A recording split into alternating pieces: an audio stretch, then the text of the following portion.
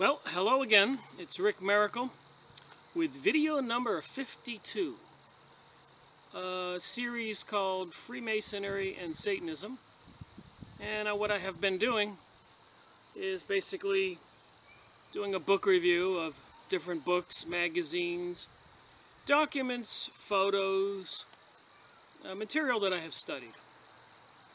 And as we all know, if you've been following my videos or following the news and the TV and the movies, Ebola, global warming, economic destruction, chaos, anarchy, the Middle East, the Ukraine, World War I, World War II, just lots of troubles, you know, accusations of world overpopulation. The fastest growing church is the Church of Satan, they say. And Halloween is upon us. Today's the 26th, Sunday. And Friday this week is Halloween. And people everywhere are seemingly overjoyed for Halloween. And when I was a young man and boy, child, it seems that everybody was overjoyed for Christmas. And I see that same excitement now at Halloween, and it's a little seemingly strange to me. But these are the times we live in, so I thought my book review, this video, might reflect on an issue that might help us all see or focus on what our reality, our world, really is. Where it has been and where it is going. And of course where it is right now. With that said, as you've seen in my videos, I like to subscribe to Nexus magazine. 7, 8, 9 years I used to buy these at bookstores here in the U.S., but apparently for some reason they don't ship them to the U.S. I have been told, so I don't know how accurate the information is, because of the issues in these magazines concerning several issues, but one being mind control, that some forces that be were stopped these magazines from being shipped to the USA and sold in our major bookstores. True or not, that's what I heard. So anyways, now for the last 3 years, once a year, I order these from Australia. And about 60 bucks, including shipping. But they do have a disc now, Nexus magazine, that has all the issues since they started 20 years ago or whatever, for $40, $50, including shipping, I think. And you can get all this research material, which I think is invaluable. Anyways, one of the issues that I saw in the magazines and researched was the one on the bottom here, the Chronicle of Akakor. Akakor? Probably not pronouncing that right. Akakor.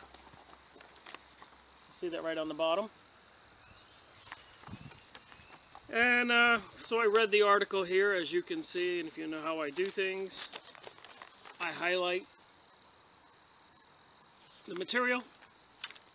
And in this case, I actually went online to a used book site and found the book.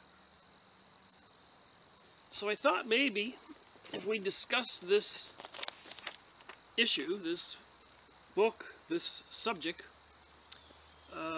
maybe it'll give us some clarity as to some of the other goings-on in the world.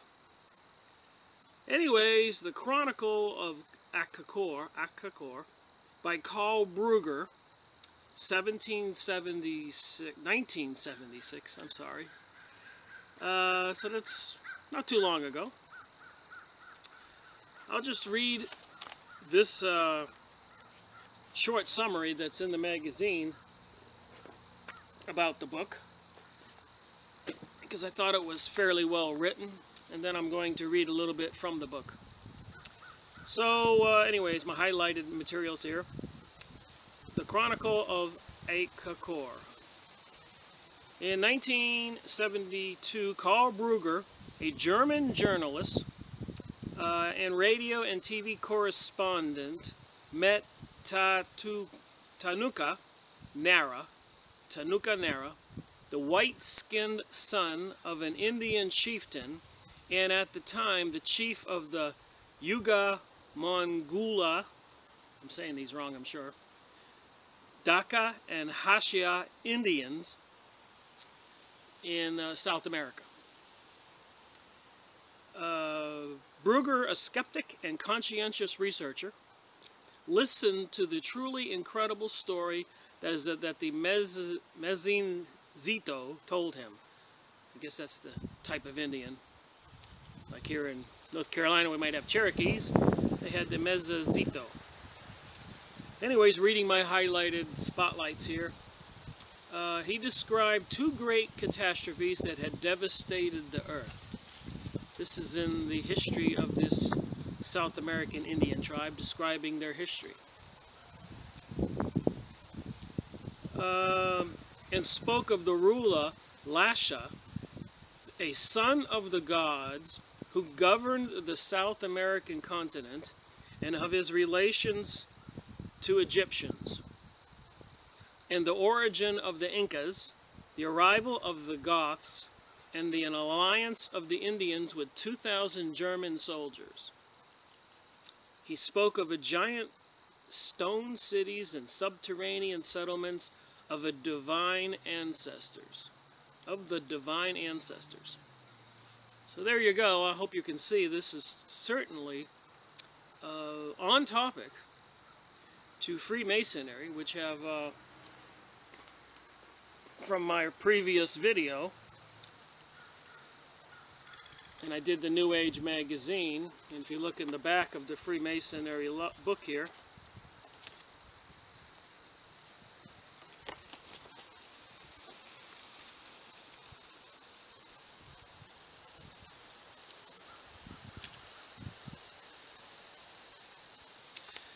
they have lodges in Argentina, Australia, Belgium, Bolivia, Brazil, Canada, Central America, Chile, Colombia, Costa Rica, Cuba, Dominican Republic, Ecuador, El Salvador, England, France, Greece, Honduras, Ireland, Israel, Italy, Mexico, Netherlands, Nicaragua, USA, Panama, Paraguay, Philippines, Scotland, Switzerland, Turkey, Uruguay, and Venezuela, and more.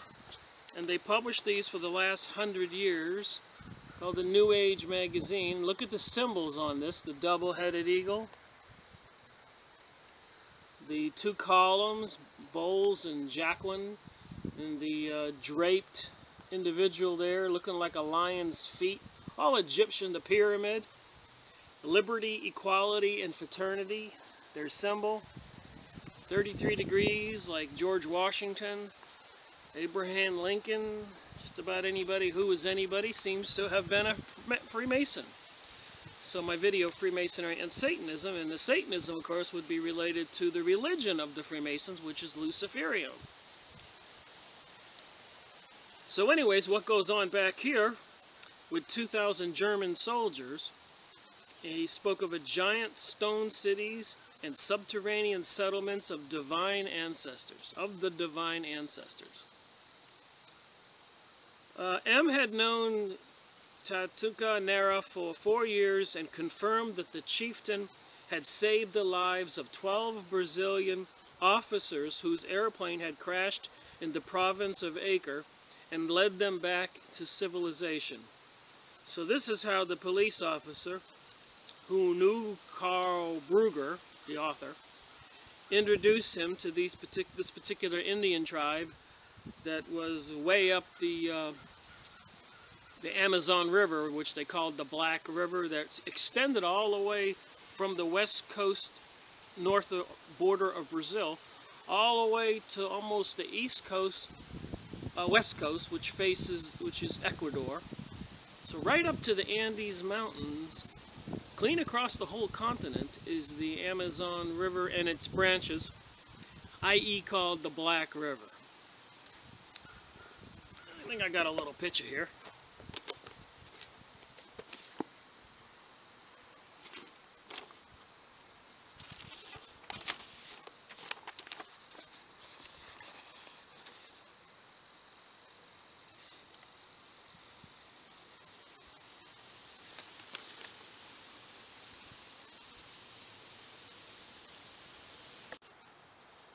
Had a little glare there, had to move.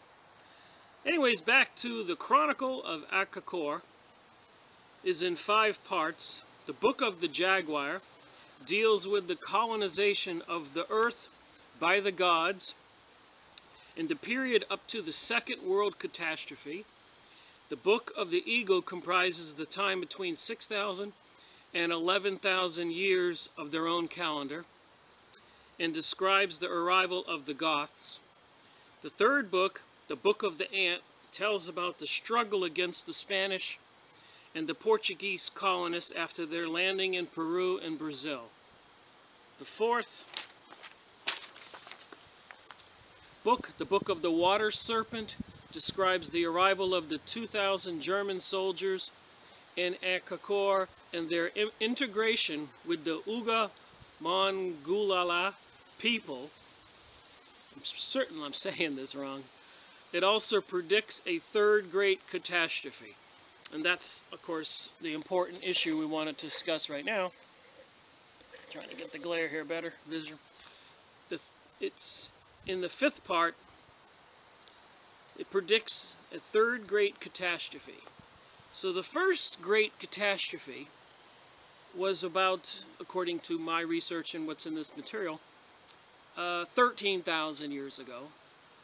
And the second great catastrophe was about 6,000 or 7,000 years ago. And so if you go from the first to the second, that's now 6,000 or 7,000 years ago, they're predicting a third great catastrophe. And at the first, before the first great catastrophe, apparently the earth was, how shall I say, non-mountainous. It was as described as the back of a sheep, a woolly sheep. A nice round earth with a huge river running through 2 continents. Then came the first catastrophe, and as we all know, there was upheavals, the sinking of Atlantis, the historically evidence. And then for 6,000 years, it was the dark ages of the earth, and mankind was ruthless, warriors fighting. Then there was the second catastrophe, which was the Great Flood, most of us know according to the Bible. And again, the water washed all over the earth, and you can find, and there were upheavals of mountains created, ranges. And then they're talking about now a looming, coming third catastrophe. And if you go on the YouTube internet, they discuss pole shifts, and as the Earth and the Sun hurtle through space, maybe we collide with or intercept with another solar system. We have the 9 planets on our solar system. And maybe as the Earth hurtles around the galaxy, at some point it periodically runs into another solar system with a star and other planets. These are theories you can find online and in books and in magazines. So the pole shift, and then of course some people say it's the gods, the creators, and then we have, in this day and age now, we have the mankind issues of sky spraying, HAARP systems, transmitters of microwave energy that can actually vibrate the earth and cause earthquakes and other destructive events.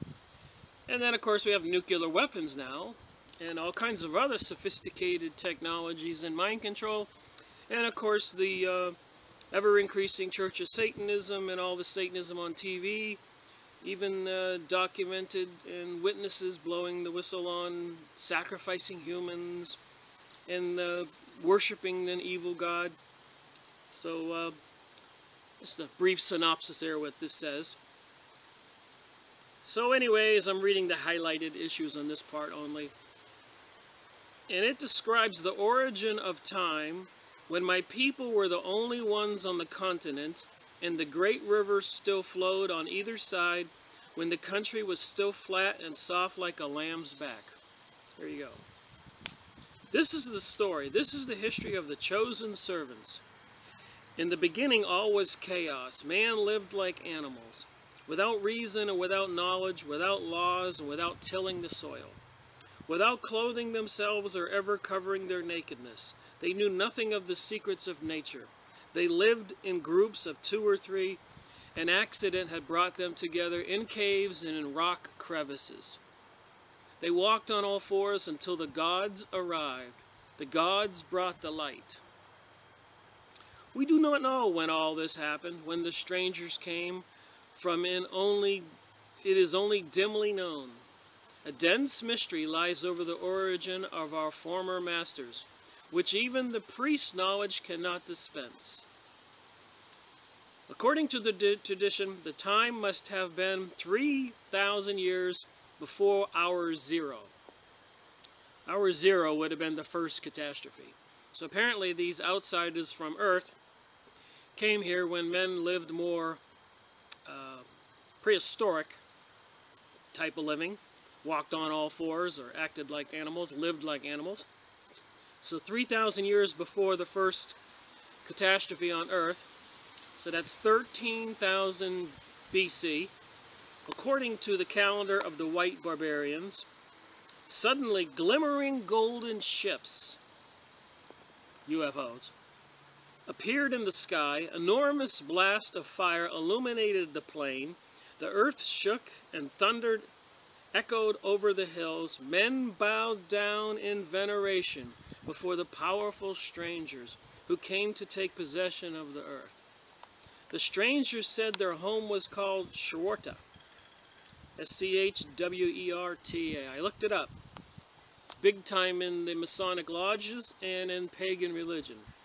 The strangers said their home was called Schwerta, a world far distant in the depths of the universe, where their ancestors lived and from where they had come to bring their knowledge to our worlds, other worlds. Our priests say that it was a powerful empire made up of many planets as numerous as grains of dust on the road. And they also say that both worlds, that of our former masters and the earth itself, meet one another every 6,000 years. Then the gods return. So there you go. Every 6,000 plus or minus years, when we have a great catastrophe, these two worlds meet. And if you know anything about astronomy, the center of the galaxy, of course, is called the Milky Way. And the Earth and the Sun and the planets are hurtling through space around the galaxy. So we're not standing still. We know the Earth rotates, and we know the Earth goes around the Sun, but probably a lot of people don't know that the Sun is like a speeding bullet going through space, dragging the planets, and all enveloped in a gigantic shield, a magnetic field of the Sun, carrying the 9 planets and the moons and everything. So, you know, every 6,000 years, apparently, it comes into contact with this other world. It said both worlds, that of our former masters and the earth itself, meet one another every 6,000 years. Now remember, Karl Brugger, I don't want to call him Greg, went down there, lived with these tribes, and learned their history and that they had documented, and he brought it to the world in his book that he published. And strangely enough, right after that, he was stabbed to death, I think, on the city street in Brazil. So, moving on, I wonder if that was just a coincidence. And our cleverest artisans have fashioned images of the gods that bear witness throughout all eternity to their true greatness and wonderful power. Thus the images of the former masters has remained known to this day. So with that said, let's take a look at something else that we've already looked at in one of my previous videos. Erich von Daniken, The Gold of the Gods. I did a video on this. Go watch it if you haven't seen it. And as you can see on this cover plate here, these gold, I don't want to call them statues, almost like a sign. They're a sheet of gold, pure gold. And they're about 3 feet high. And what's fascinating is to look at the symbols on the gold artist pieces. Images, statues, whatever you want to call them. And what I think is kind of fascinating is if you look at these, this is out of Erich's book here, and these came out of a cave in Ecuador. We did a video on this, and you can see the images on these things. And this one here where my finger is, you can see the pyramid and the smiley face on it and the snakes.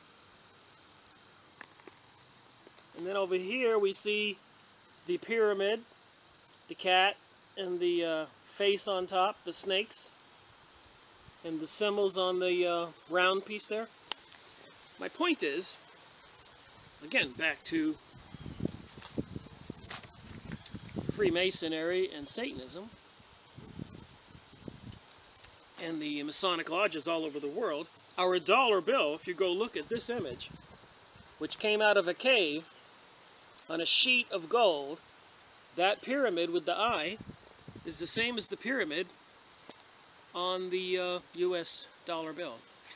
And one of Erich von Daniken's videos, which I highly recommend you do if you want to get down to the facts of what's going on in the world, Von Daniken, he's got videos on YouTube where he does talks. And in one of those, there's this one stone. You can see the name of this video on the bottom. Something strange about Ison. You might want to see this. Ison was a comet that was supposed to be zooming past Earth last Christmas season.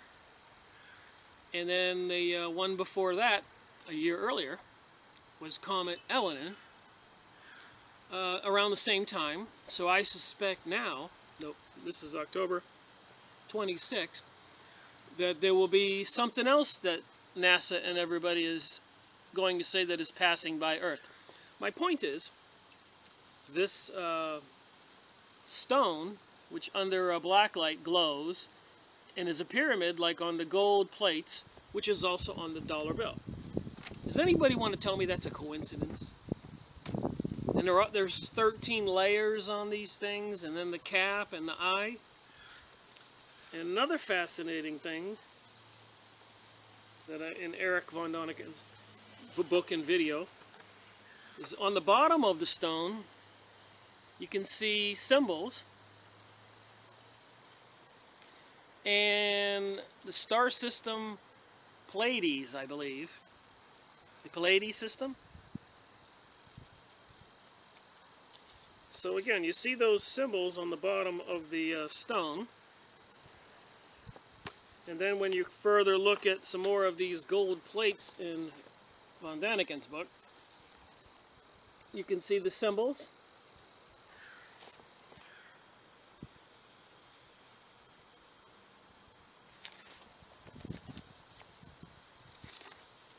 And the language.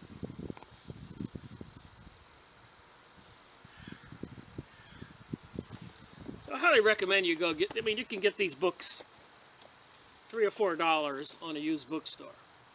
And you can see I did a video on this, I read it. So anyways, getting back to the Nexus magazine,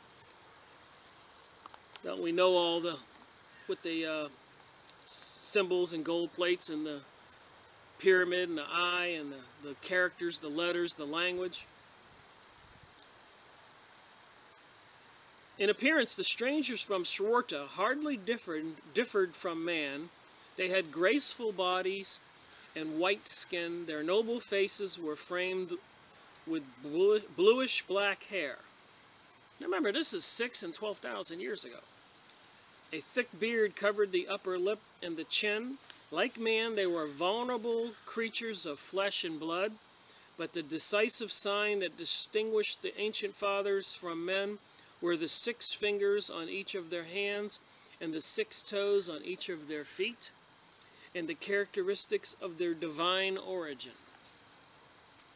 I believe in the Bible there were the Nephilim, and the stories about the sons of God found the women on earth fair and mated with them, took them for wives, and the offspring, or they did, had 6 fingers on their hands, 6 fingers and 6 toes on their feet. So I just think living in the dark, not knowing world history, is not going to bode well for any of us to what seems to be going on today. Anyways, the chosen tribes, from the chosen families, the gods founded a new tribe and gave it the name Uga Mongulala, which in the language of the white barbarians means the allied chosen tribes. And as a token of their eternal covenant, they mated with their servants. Wow, that's right out of the Bible. Sons of God found the women fair. Therefore, the Ugla Mongolala resemble their divine forefathers to the present day. They are tall, their faces and characteristics by protruding cheekbones, and a sharply delimited nose and almond-shaped eyes. Men and women have the same thick bluish black hair. The only difference from the gods were the mortals' 5 fingers and 5 toes. The Ugla Mongulala are the only white-skinned people on the continent. South America. Mongul. You tell me how to say that. M-O-N-G-U-L-A-L-A. Mongulala. Anyways, they divided the country and built roads and canals. They sowed new plants previous unknown to man. They taught our forefathers that an animal is not only prey, but can also be a valuable possession and indispensable against hunger. They patiently imparted the knowledge necessary so that man could grasp the secrets of nature. Alright, in the year 0, that would be the year of the great cataclysmic event, the gods bequeathed their cities and temples to the chosen tribes. And they have lasted 12,000 years. So just before the great cosmic or catastrophe on Earth, where it changed the landscape, the entities that had come, the gods, with the 6 fingers and 6 toes, left Earth and bequeathed their cities and temples to the chosen tribes. They have lasted 12,000 years. Alright, moving on. They were also a sign of the sun, of light and life. The former masters taught us that there is a place between life and death, between life and nothingness, which is subject to a different time. So there you have the problem resolved that lots of people believe is a problem. That, you know, aliens and UFOs, and then of course living on Earth and dying and having a soul, and maybe being reincarnated. A lot of people don't see how the two are connected. But the former masters taught us that there is a place between life and death, between life and nothingness, which is subject to a different time. And for them, the pyramids were a link to the second life.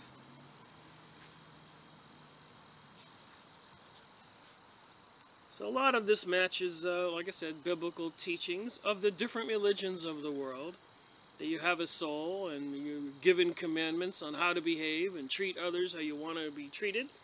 as Jesus taught, and so did other religious people who I guess were called prophets or divine. And then, of course, there are the evil forces that want to rule and enslave people, and they practice Luciferianism and Satanism, which is going large today, if you pay attention. Anyways, the subterranean dwellings, great was the knowledge of the former masters, great their wisdom. Their vision reached to the hills, the plains, the forests, the seas, and the valleys. They were miraculous creatures. They knew the future.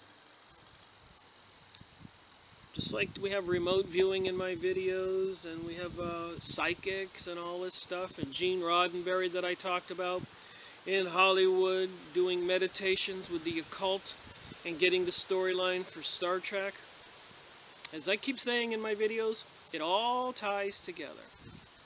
You just have to read a different variety of books and put it together like a puzzle. They were miraculous creatures, they knew the future. Truth had been revealed to them. Far-sighted they were, and of high resolve. They erected Akanis, Akakor, and Akahem. Truly their works, those were 3 cities in South America. One of them was this city. You can look it on Machu Picchu. Down there, North Peru. So high up on the Andes, they had this huge city built. A tourist spot now, of course. And I've been to some of the ruins down there in the Mexican Yucatan. Tulum, I went to Tulum. I have a lot of pictures of me and my friend going to Tulum and seeing buildings like this on just north of Cancun. I used to visit the island of Cozumel quite often. The Mayan people were quite nice people, intelligent, friendly, all of them spoke English. A lot of people in the Mexican Yucatan, La Playa, Cancun, Cozumel, everybody almost speaks English everywhere. A lot of people don't know that. There's a lot more advancements that people don't know in the world. Even with the issue when you see the pictures on the internet about Ebola in Africa, you can see the background, there's the buses and city streets and buildings and signs. I don't think there needs to be the chaos and economic ruin in the world right now. And it is on topic what I'm talking about, because I think the people who know all this stuff here are intentionally trying to cause some destruction on Earth for whatever malevolent, evil reason. Maybe we can figure it out. Their works were mighty, as were methods they used to create them. The way they determined the 4 corners of the universe and the 4 sides. Here's a little chart of their recorded ancestry, history.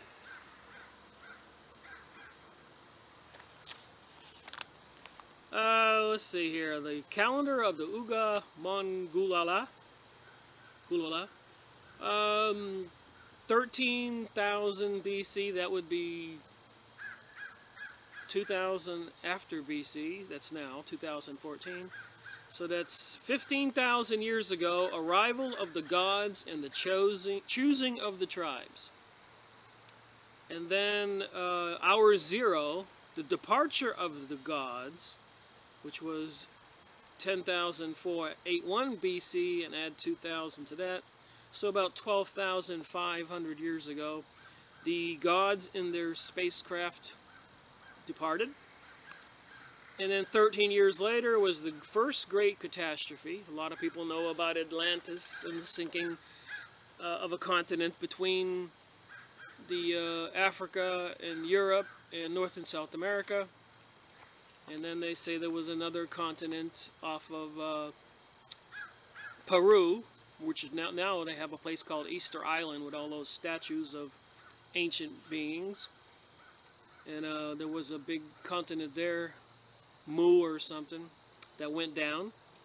Anyways, then after the Great Catastrophe, 12,500 years ago, to about 5,000 years ago, 52,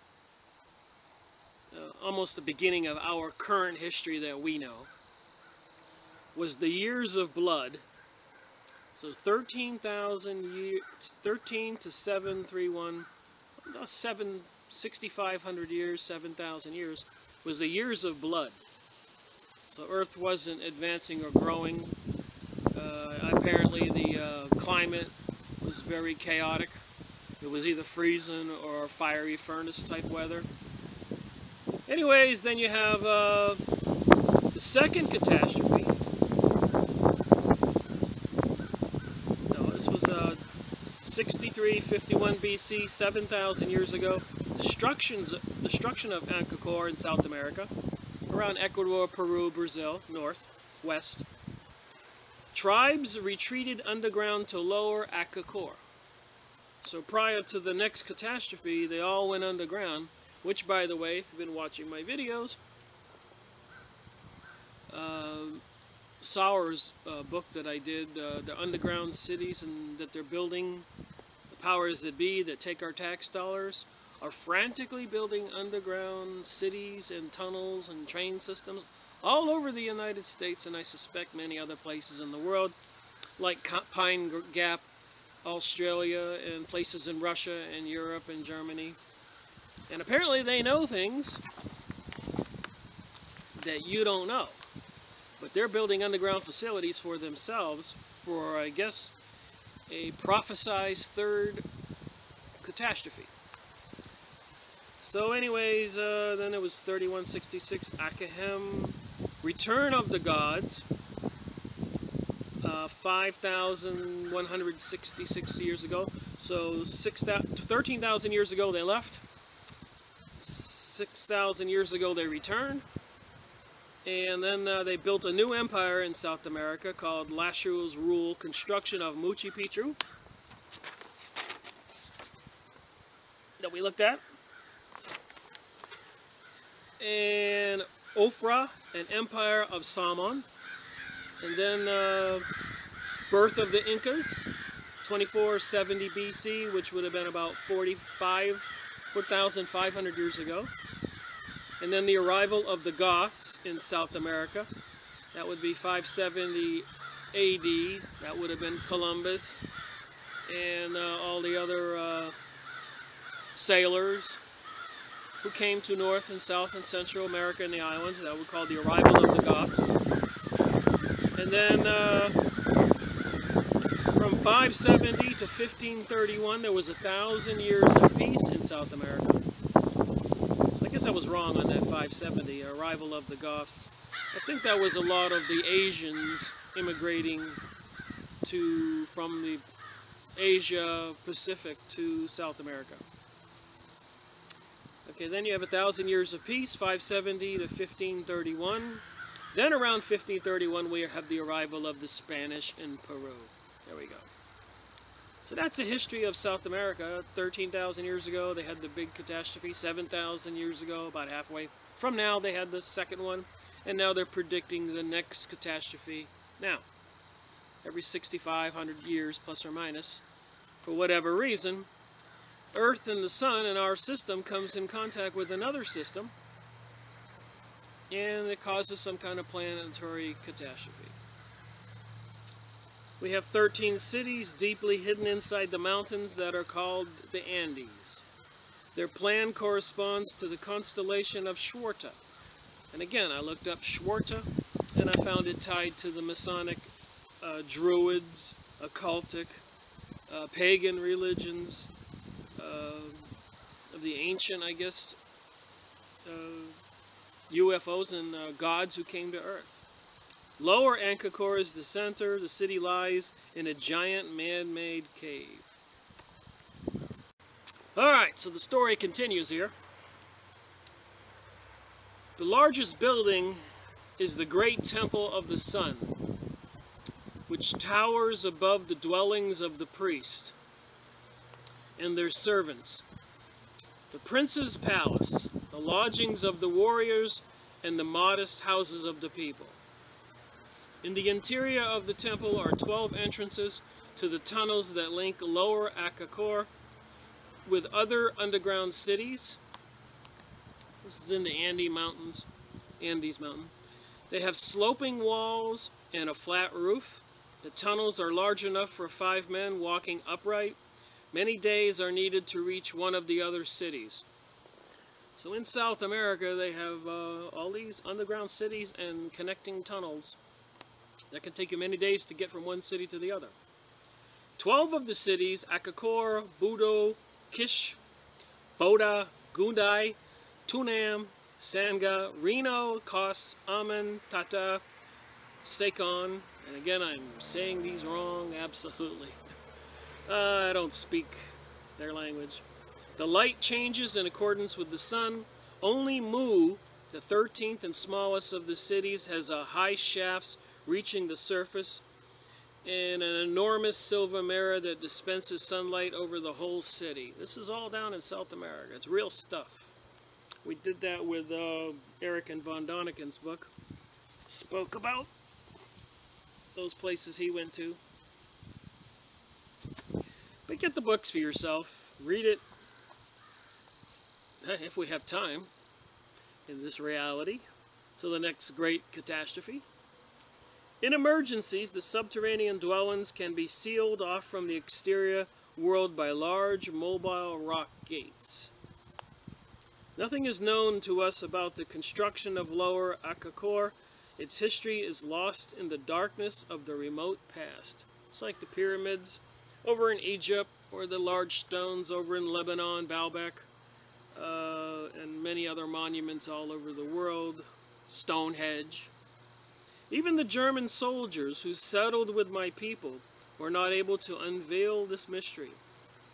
Apparently in 1941, 2,000 German soldiers from Germany went into the Black River, the Great Amazon River, by submarine and then by boat all the way across the continent to West Brazil, Ecuador, northern Peru, and settled with this particular tribe of people. For years they measured, the Germans, the subterranean installations of the gods, explored the tunnel system, and searched for the origin of the air for breathing, but without success. And remember, Hitler was into this stuff big time. The Vril, the people who lived under the earth, and also incommunicado with apparently alien UFO beings to help construct and advance the technology of the so-called German technologies and their advancements in rockets and other interesting technologies and activities, one of which I read about to you on Marvin Andelman's book, were during a religious satanic ritual. They abducted a young Munich man and put him on an altar and sacrificed him so that an entity could come forward, a spiritual being, and impregnate a young girl that laid on the altar. Hitler described this in his diary, according to Rabbi Marvin Andelman, who was the leader of the American Jewish Congress in the USA, high-level Jewish leader. Anyways, the entity did apparently appear, according to Hitler's diary, but failed to impregnate the young girl for the new advanced race of creatures or humans or whatever they wanted to bring to Earth, because they feel that the current race of human beings are inadequate, or dismal existence, a poor creation, how's that? And they need to be done away with. Again, bringing us back to the reality of the issues we are facing today. Everything from Ebola to sky spraying to HARP systems, nuclear bombs, New World Order, New Age, and Miley Cyrus doing her satanic dances on stage, along with a lot of other stars who I guess are stars because they have signed a deal with Lucifer.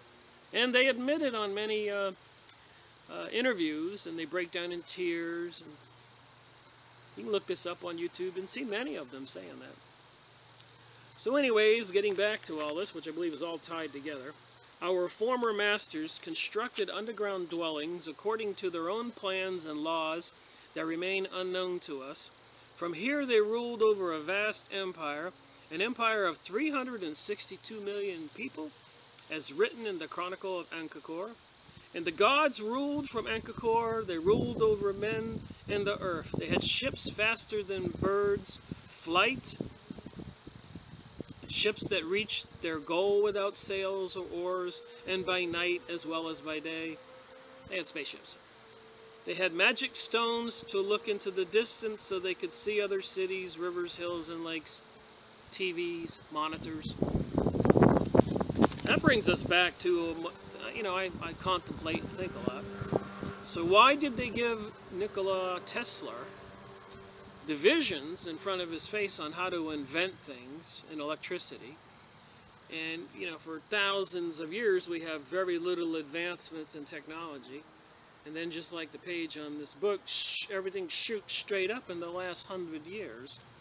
So did these people return to Earth and start using humans, giving them technology, telecommunicating with them with telepathic abilities, to advance our man-made technologies for their use? Because here again, 6,000 years ago, they had magic stones to look into the distance so that they could see cities, rivers, hills, and lakes. They had a TV, a monitor, camera system. Moving on, this is my opinion. I'm reading what it says here, though. The first great catastrophe lies like a pale over the events of the first 13 years in the history of my people. Remember, this is the native who was explaining all this to Karl Brugger.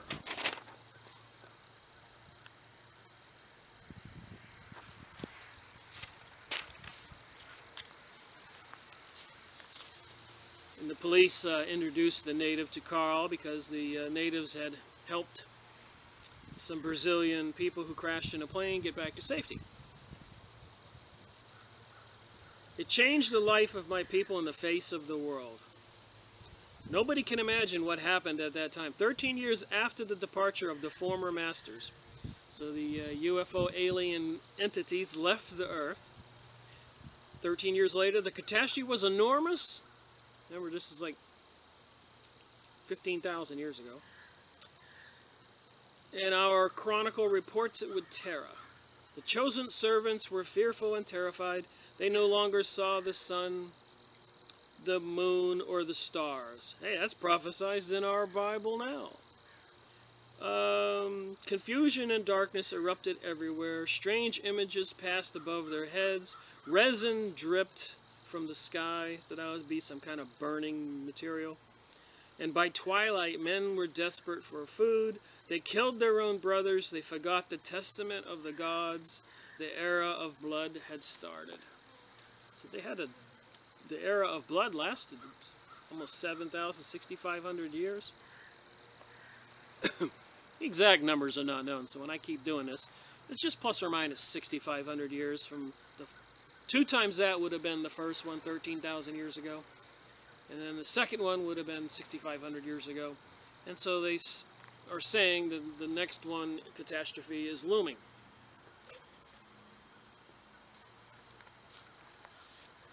I think I gotta move this. The sun is right behind me. And again, I'm reminded to remind you and me myself that what we're trying to do here, I am, with these videos, and share them with people who do email me back, by the way, in the comment section. And a lot of people say a lot of nice things, and they think that these videos are worthwhile. But we have to see our world today, where we are. And a lot of people are looking for answers to questions like, what's going on? Why the Middle East reign of terror and murder and theft of millions of people? Why it seems the man-made or man-introduced, man-made viruses, Ebola, swine flu, plagues, AIDS. And there's many books. Leonard, AIDS, Ebola, Leonard Horowitz. There's a lot of books out there and authors, people smarter than me, who have written books saying that these viruses were created in laboratories. And it's a biological weapon. The people who run the world do not see, we the citizens, the masses of us, the billions of us, they do not value our lives like we do. Just the opposite. We're disposable to them. And they've proven this with World War I, World War II, the war between the North and the South, the United States, Civil War, the other wars, and the Crusades, 300 years from 1000 to 1300, where the Vatican and the kings and the princes and the dukes and all the royal families needed some money and some opportunity for growth. And they headed off towards Jerusalem, slaughtered Arabs, and then they would rally the Shiites to kill the Sunnis if the Sunnis were in the way. There were 8 crusades. And then in the next crusade, if the Shiites were in the way, they would rally the Sunnis, or if the Sunnis were in the way, they would rally the Shiites, and promise the people who were not in leadership at that time that when they helped them kill the opposition, that they would be in charge. And the difference between the Sunnis and Shiites, they're all followers of Muhammad, the Islam, but the difference is the same, similar as the Pope, Catholic Church in Rome, and then over there the Greek Orthodox Christians, where the Pope says he is in charge of everybody, and the Orthodox Christians in Greece and elsewhere said that they don't need a leader, one leader to run everybody, that they can all run their own churches. And with the Muslims, in case you don't know, Islam, there's the family, the bloodline of Muhammad, who all feel that the leader of the church should be the descendant of that family. And one was called the Shiites and the other is the Sunnis, and the other party says, no, no, no, we can all pick our leaders. So, like I said, between the religion of Islam and the two factions, the Shiites and the Sunnis, and the Christian religion, the Vatican and the Christian Church, and the Greek Orthodox has the similar argument. And then there's forces behind the scenes that use the conquer and divide and conquer mentality to keep these forces at each other's odds, fighting. And I just wonder if this isn't all intentional, that they have to create these 2 different camps in the Muslim religion, in the Christian religion, because there's a nefarious force in the background, the Illuminati. We went over these books, but the cult that hijacked the world, the Illuminati, these are the Masonic lodges that we just looked at, that book, The New Age, with lodges in every city that controls the politicians and the churches. This is Henry Macau's book. Definitely a book you should get. We've done a video on this. And then, of course, the United Nations. If you go into the meditation room, there's a picture of the meditation room. And if you study the symbols, which is in this book, look it up online, get a copy. Small little pamphlet.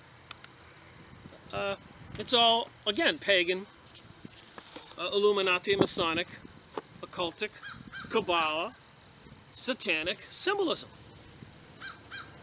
It all ties together. So you got a nefarious, satanic, Illuminati, pyramidal strike people, keeping the Christians fighting each other, and keeping the Muslims fighting each other. And then sometimes the Christians against the Muslims and the Muslims against the Christians. Divide and conquer. It's a nice way to control other groups and make a lot of money on the backside financing one party, because they always finance the Illuminati, the banksters, the elites all over the world. They always finance both parties, so they're going to come out the winner. Just like the politics, the elections we're having this November 2014 here in North Carolina. I'm watching the commercials, and the Democrats were saying that the Republicans were evil, and the Republicans were saying the Democrats were evil. Nobody was saying that hire me because I'm going to work hard for you. They were just shooting down the other party. So they both work for the same group. We all know that. I watch the elections now and I just laugh and know that it's just a big farce. And it just seems some people are not going to wake up. And I guess that applies to a lot of the things we're talking about in my videos. The people are mind controlled and are not going to wake up.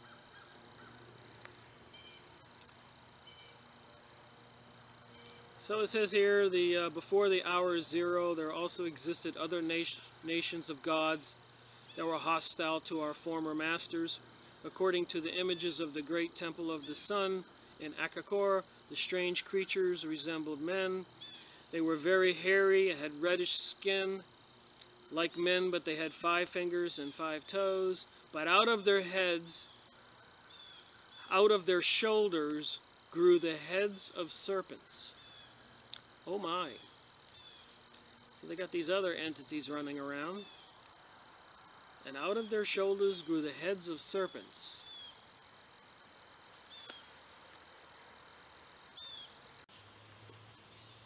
Where were we? But out of their heads, their shoulders, grew the heads of serpents, tigers, falcons, and other animals. My, my, my. Go online and look up Egyptian hieroglyphics, and you will see the tall entities on the Egyptian pyramids with men that out of the shoulders have the head of serpents. We've all seen them. The heads of falcons, tigers, and other animals, the Sphinx. They too possessed knowledge which made them superior to men and equals of our former masters. The two races of gods began to quarrel. They burned the world with the solar heat, and each tried to wrest power from the other. Wow, seems like we're here now, today, 2014. I'm just moving on to my highlighted things here. In command, Ina commanded the withdrawal into the underground dwellings. Ina was the leader.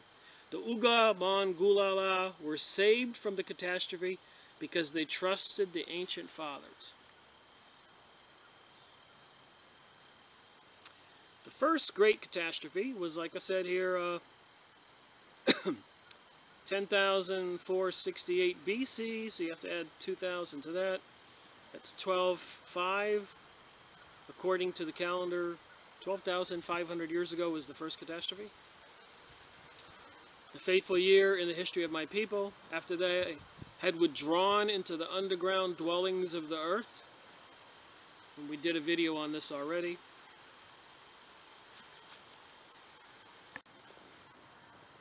You know, one wonders how much of this material is true, reality. Because it's almost too much to believe. Now, we looked at this book in some of my videos. Richard Saunders, PhD.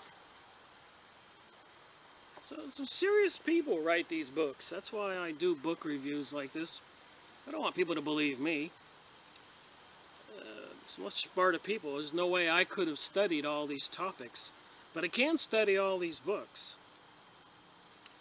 But I think I should make a point here that if this is true,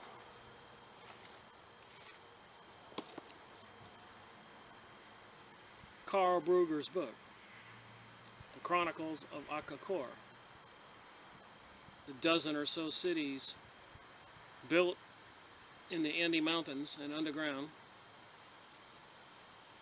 I guess by aliens or creatures from elsewhere with 6 fingers and 6 toes and spacecraft. And there were 2 catastrophes. and they apparently are about 6,500 years apart, plus or minus. And they predict that there's such a catastrophe coming again. And 2 Christmases ago, 2012, around Christmas time, November, December, we had Comet Elenin come through, and the President of the United States, Obama, was in Colorado in the deep underground shelters at that time. What did they think was going to happen? And then 2013, last year, Comet Ison came through, and the government shut down and everything for a week or two, and all kinds of things were being prepared for. Of course, leaving the citizens, you and me, out of the loop. And they have underground cities. And this is the 3rd year. What's coming through this year? When will the insanity start?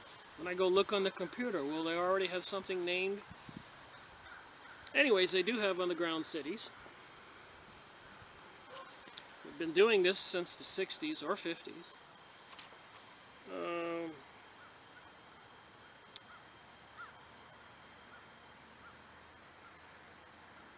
This is beneath Mount Rainier, Los Angeles National Laboratory. They got these huge underground facilities into the mountains. They have these things here that can drill many miles in a day. Rand Corporation was in on the invention of all this stuff. Look it up on the internet. But the public doesn't know about this. But they are building vast underground facilities, supposedly incommunicato with alien entities.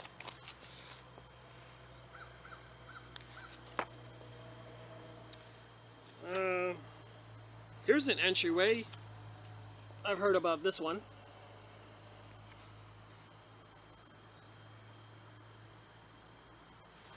So you can just drive right off the interstate there, right into an underground facility.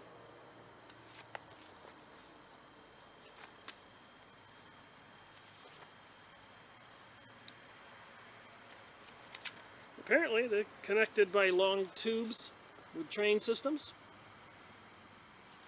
Are they thinking there's going to be thousands of years of uncomfortable weather on the surface or something? And they're all going to be underground? And what they're worried about, some people have told me, is one of the machines they use to do the underground drilling.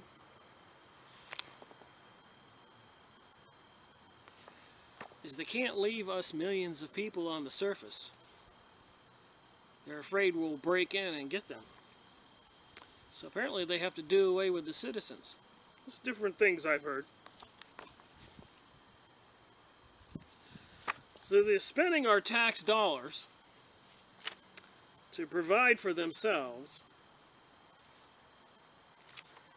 and probably have plans like FEMA camps and Ebola and plagues and microwave systems, HARP systems, and other kind of destructive mass murdering, even drones. Hey, they don't have to be on the surface to wipe us out. They could fly these drones around that kill people.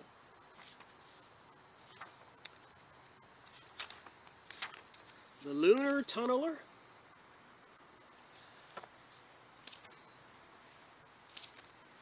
And apparently, is the government more concerned about nuclear pollution of the environment than it lets on? Every year it collects milk samples for analysis from its standard milk surveillance network. Do they tell us about this radiation from this milk surveillance networks? Which I think is a good thing, checking the milk of cows for radioactivity.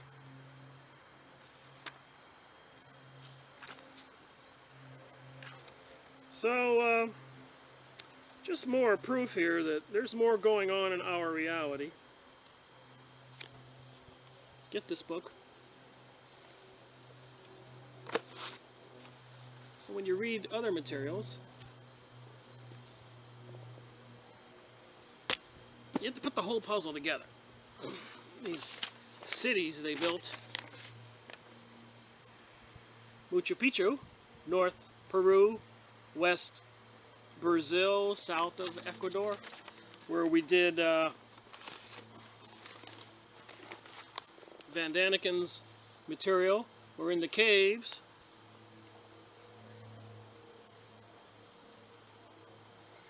Were these things that have symbols that's on the dollar bill.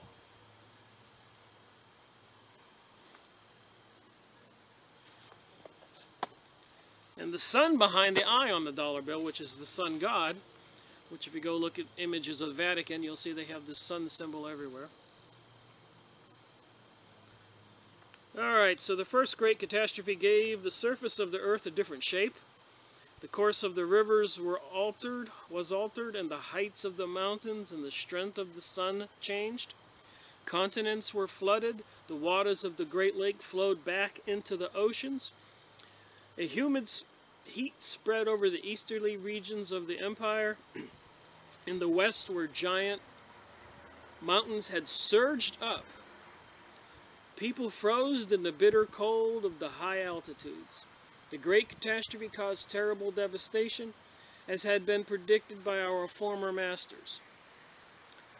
And the same thing will happen in the future catastrophe, which our priests have calculated from the course of the stars. For men's history runs in preordained paths. Everything is repeated. Everything returns in a cycle lasting 6,000 years. Our former masters taught us this law. Again, 6,000 years have gone by since the last great catastrophe. And it is 6,000 years since our former masters left us for the second time. Once again, ominous signs appear in the sky.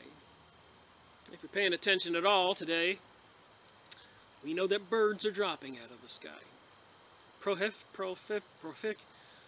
Prophesied signs are occurring. Rivers have been turning red lately. Dolphins have been washing up on beaches. The government's building tunnels. They're spraying the sky with who knows what. Ebola plague is going everywhere, they say. Animals flee in panic. That's what it says here. Wars have broken out.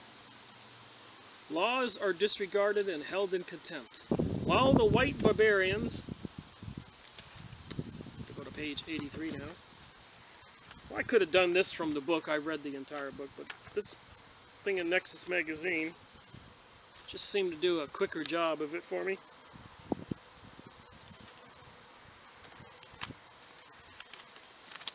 And this is where I learned about what was going on, this magazine.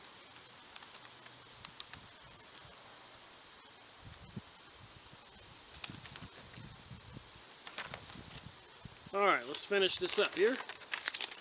Page 83. Sheer arrogance destroy the link between nature and man. Faith approaches fulfillment.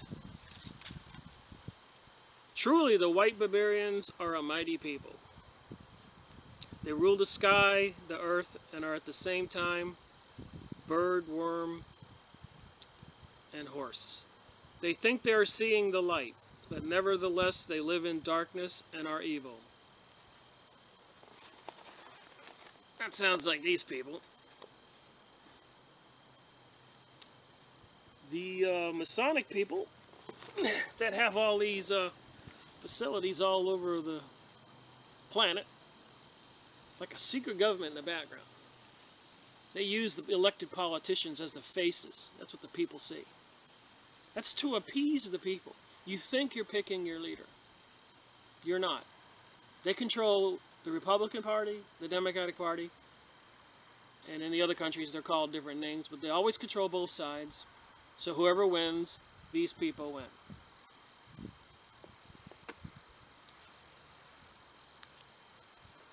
They think they are seeing the light, but nevertheless they live in darkness and are evil. And the worst part is they deny their own God and themselves strive to be God. That's what the New Age is all about. It says everybody is God. They're brainwashing people. In the Bible, there was one proverb I read that I think is apropos. And it says, whoso seek refuge in me, I shall be a shield. I shall be a shield to those who seek refuge in me. That's the God of the Ten Commandments. So I don't think there's a worldly, material power that any one of us can get to help us and protect us any better than believing in the God of the Ten Commandments and Jesus' word, whether you're a Christian like I am. Other people have other religions. But they deny that by their own God and themselves strive to be God. And that's what the New Age is teaching everybody. And everybody thinks that they're a God. They don't care about their neighbors. They don't, people here in the United States, a lot of people I talk to, will not talk about, do not care about people being slaughtered in the Middle East or elsewhere, Africa. And to make us believe that they are the rulers of the world. Anyways, but the gods are still greater and more powerful than all the white barbarians together. They still decide who of us shall die and when. And remember, in this material it said here, there is a place between life and after death. And it appears to me that there's, our spiritual reality, our spiritual self is our real body. So how you behave in this life and what you do in this life is probably more important to you than what happens to you. Because if you're reborn again, and you're reborn in a position dependent on how you behaved in this one, in other words, you were a good person, you wind up in a better position. And if you were an evil person, you wind up in a much lower place when you're reincarnated, if that's the way it happens. The waters will rise higher and carry away their wickedness and their lust for power and wealth. And then it says here, Brugger was shot down in Rio de Janeiro on 3 January 1984 while walking with his friend Ulrich Uke on Alpina Beach. Neither his killer nor the motive for his killing is known. Editor's note, we are well aware of the German documentary which, based upon the book by Ruger Newberg, purports to prove that Tutka Nara was a fraudulent German worker named Hans Guttner Hock. However, I remain of the belief that Tutka Nara exposed in this documentary is not the same person described by Karl Brugger.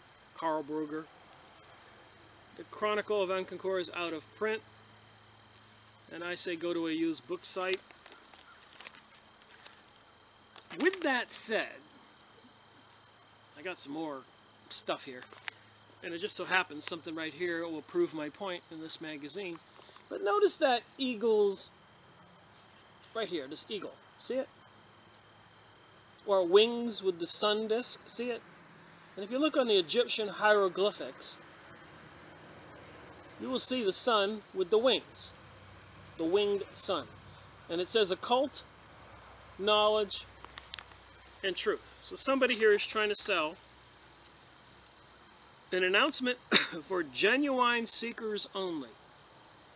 If you wish to study ancient mystery teachings in their entirety as never before revealed, please write to IRS, Dayton House, 60 Windsor Avenue, London, SW19 2RR UK. So pay attention to that sun disk with the wings. Now the reason I say that, and I'll get a picture here for you. There's a story on the internet, somebody sent me a link. Cops harass citizen for filming police in public. These three guys. See the bottom of the name of the video? So you can go online and see this video.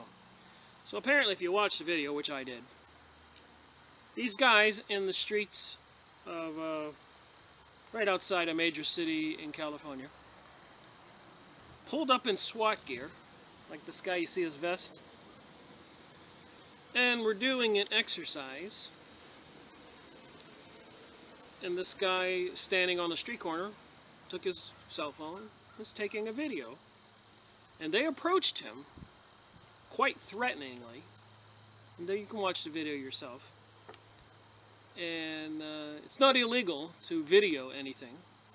Certainly not illegal if a police car was driving down the street to video it.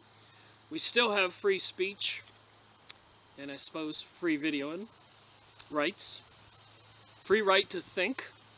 But I think all that's coming to a close. I think the New World Order, whatever is coming soon. And we just saw that video in this book here. Well, not video, but picture. This is the winged disc, and it says the word occult. So when I was watching the video, I noticed the shirts on these guys. Look at his shirt. See the winged? And it's a winged sword.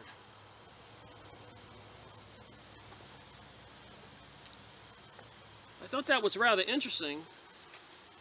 And we all know in all our cities they're having exercises everywhere, and these people are police now. This is the police. Andy Griffin, Barney Fife. Think about it. It's a far cry from Andy Griffin and Barney Fife. It's intimidating. It's scary.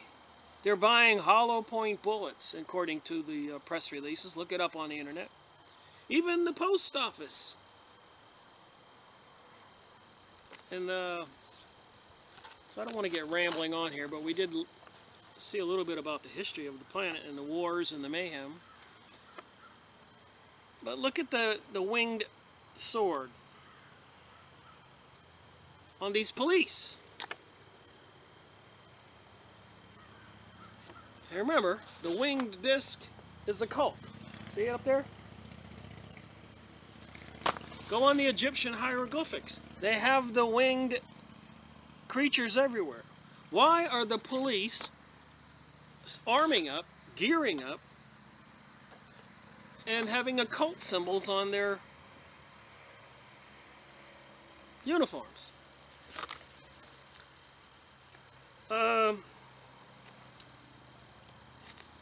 Here's something interesting. Here's a picture of Hermes. That would be a demonic god. And a picture of the Vatican's telescope. Now Hermes has the wings,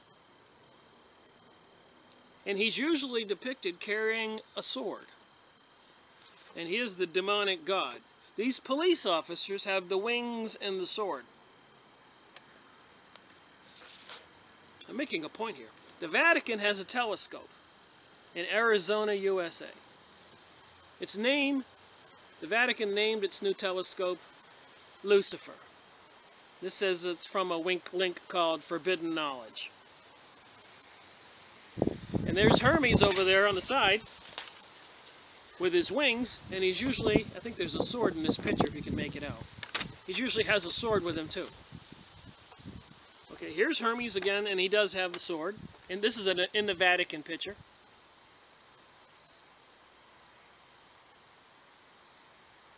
There's a serpent. Does anybody but me think this is a little nuts? That our police departments are having uniforms? And here they talk about the telescope. The work can be done within a few hours during a normal service interview any day, or avoid several days lasting a warm-up and cooling down cycle of the complete Lucifer instrument, preserving valuable time. It's about the telescope called Lucifer. There's a story about it. It says Lucifer on the bottom here.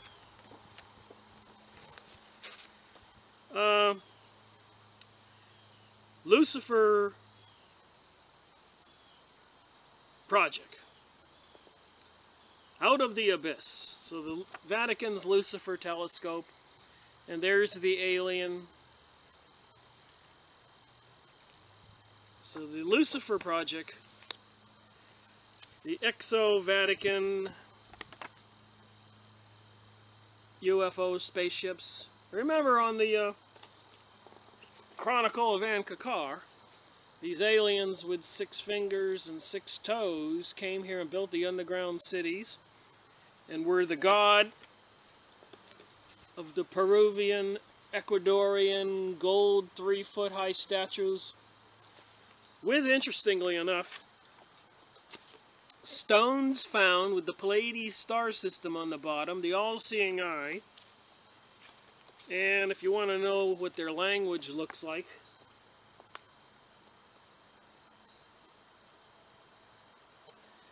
that would be in Van Daniken's book. Go online and get this for your own proof. You can look on the internet for the images I've shown you here on them. So that was the ex-Vatican Petro Romanus, Project Lucifer, and the Vatican's astonishing plan for the arrival of the alien savior. Wow.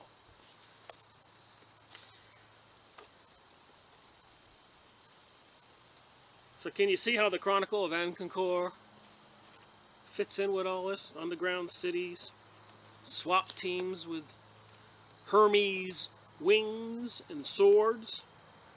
Because the mentality amongst those who are at the highest levels of the Vatican, administration, and geopolitics know that knowledge of what's going on in space and what's approaching us, there we go, could be of great importance in the next 5 years to 10 years.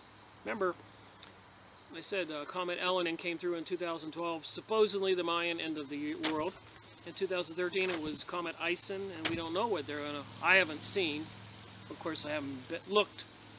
Father Malachi Martin, in response to a question pertaining to the purpose of the Vatican-owned Mount Graham International Observatory, from 1958 to 1964 he served in Rome, where he was a close associate of the Pope. Father Malachi Martin passed away in 1999. He told some stories about things that were going to happen.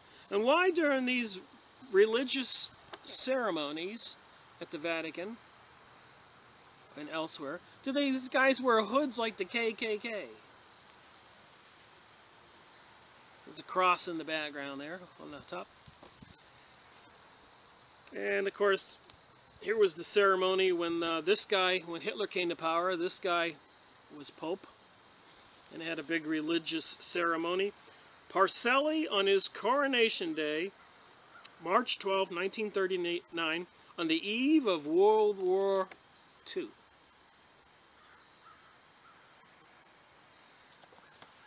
So the Pope and the Vatican were all well in. There's this telescope. We're all in cahoots and knew all about what they were going to do and the purpose for World War II. That's where Israel got the land of the Palestines and all the New World Order programs. There's the Lucifer telescope.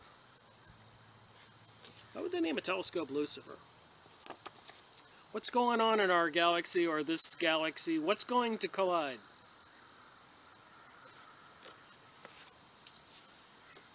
Do we have an alien infestation? This is one of the things that I've seen on the internet, that people with these high-tech telescopes are spotting this thing that's supposed to be coming.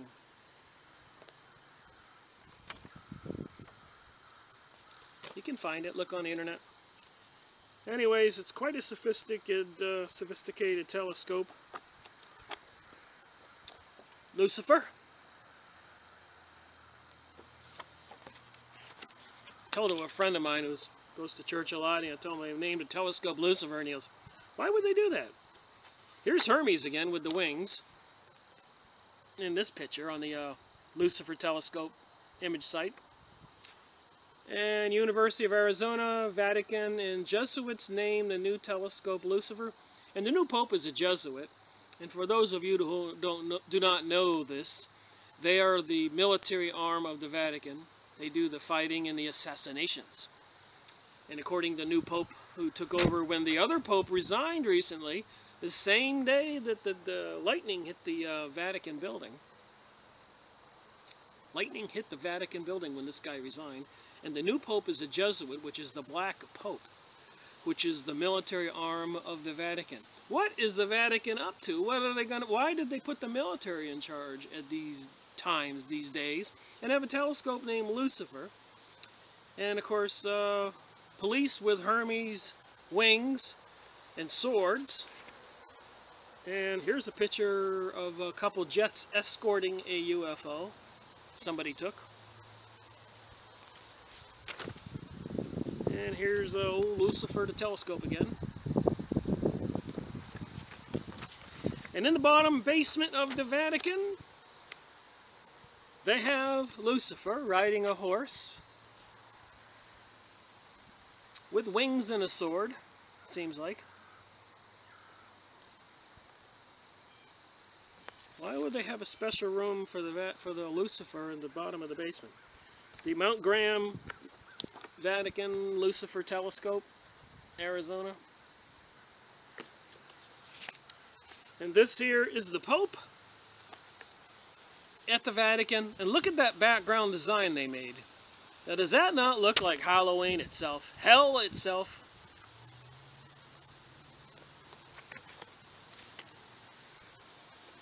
Why does the Pope's chair, or I should say behind his chair,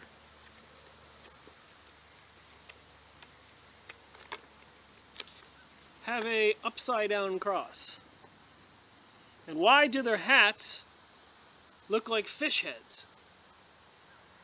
Didn't we do a book on the Dogon tribe and the entities from the star system Sirius, who were fish-like beings, aquatic aliens, who came to Earth supposedly in craft full of water and lived in the seas and came up on land and mated with man, I guess? Why do they have fish head hats like the Syrians, aliens from star system Sirius? Here was a newspaper that used to be published called Lucifer the Light Bearer. Pamphlet or something. And again, here's that picture with the behind the, see the Pope sitting there? And that Halloween gruesome spirits and demonic, on top of his head is a serpent's head, like it said in the Chronicle of Akakor. Now, this isn't, if this is not evil, I don't know what is not, what is evil. Is this guy just whacked out? Is he demonly possessed? Is that why he retired and stepped down and lightning hit the top of the Vatican?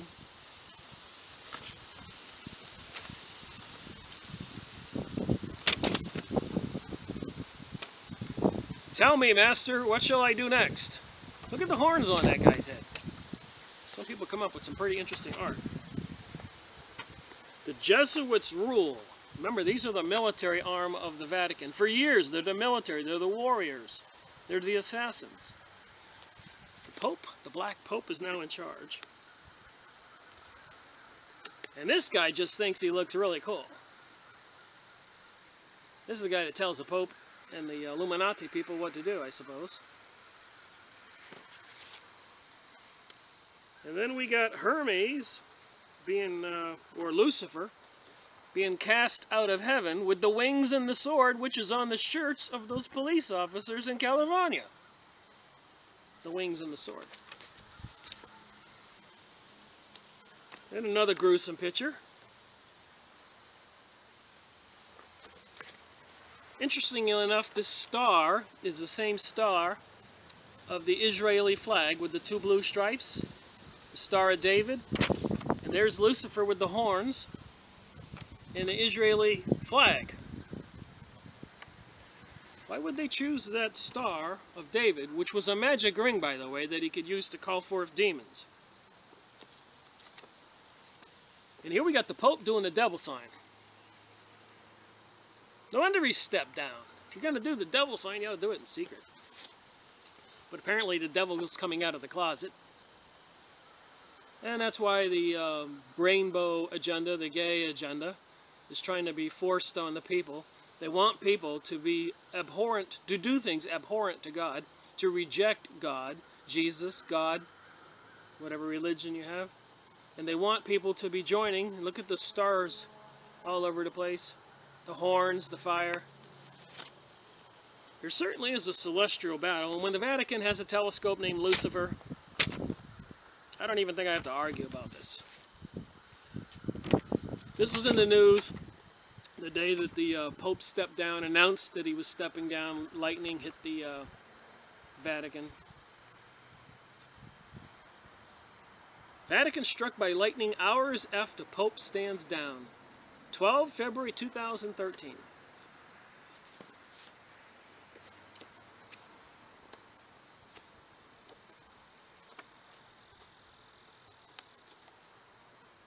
Here's Lucifer, the telescope.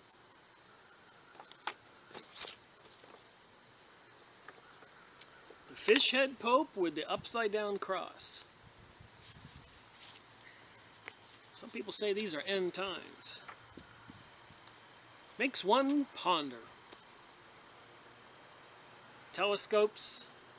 The Vatican's definitely into astronomy, watching the stars, communicating with who, expecting some celestial being to come.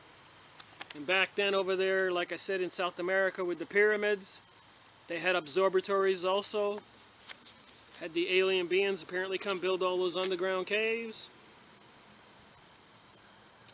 Vatican suggests one all-powerful bank run by an all-powerful global entity. So that means the Vatican wants everybody to have the mark of the beast, or you can't buy or spend, which is in the Bible. And the Vatican is behind that now. So, and this is right out of Stargate, the TV show. Is that a Vatican with some kind of ship hovering over the Earth? So the stuff, it was apparently some kind of flying saucer flying over the Vatican area.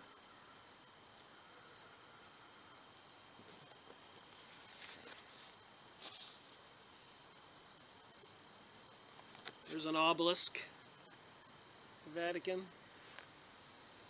In the middle, the sign of the phallic symbol for the, and of course they have the earth all broken up in front of the Vatican. So much to see, so much to wonder about. That eerie thing behind the Vatican, behind the Pope, looks like Lucifer and all kinds of demons.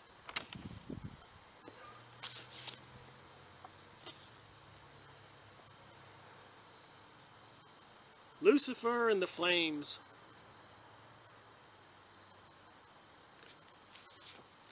And apparently, here's the Pope that just stepped down. Look at his shirt. Look at the demon on his shirt.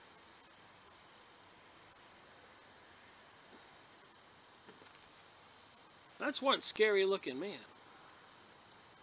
But a demon on his uniform there. Have these guys lost their minds? Are they possessed?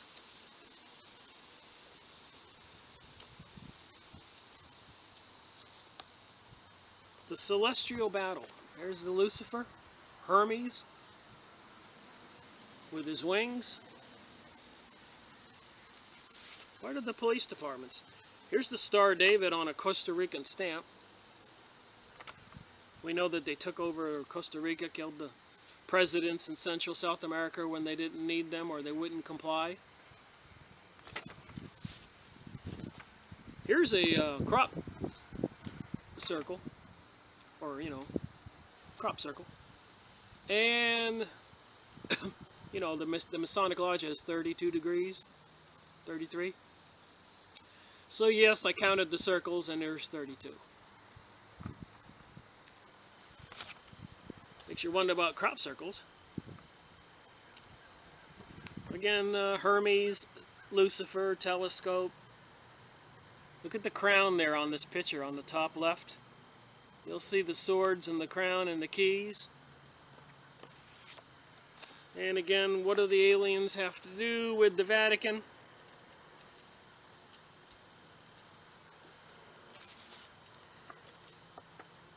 What's in store for mankind?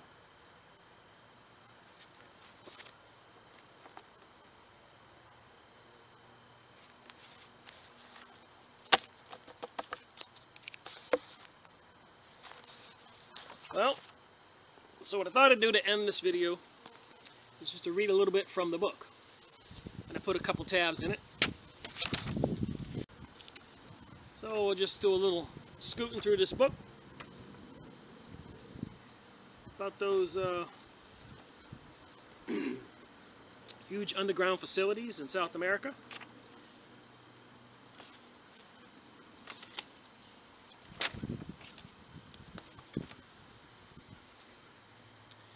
We do not know when all this happened.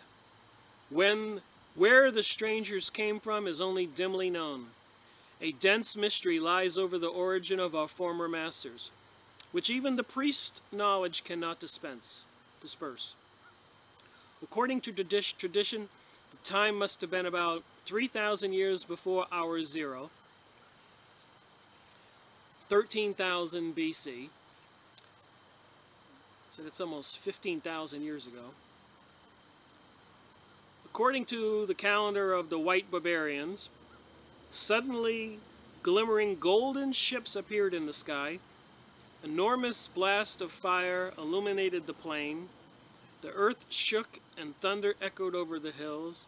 Men bowed down in veneration before the powerful strangers who came to take possession of the earth.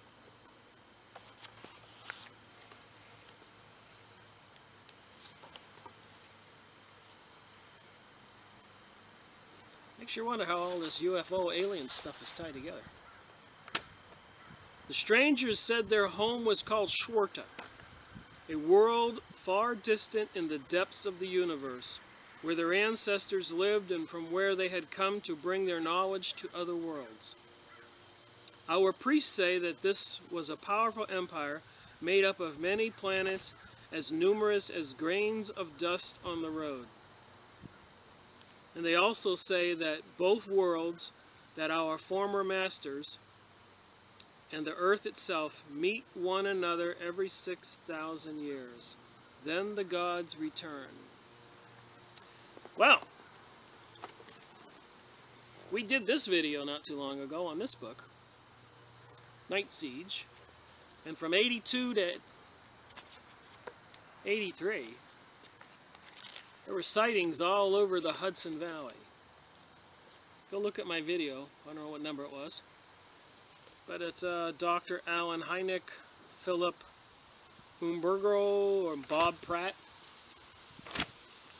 So 82, 83, all over Connecticut, upper New York. Gigantic disc in the sky.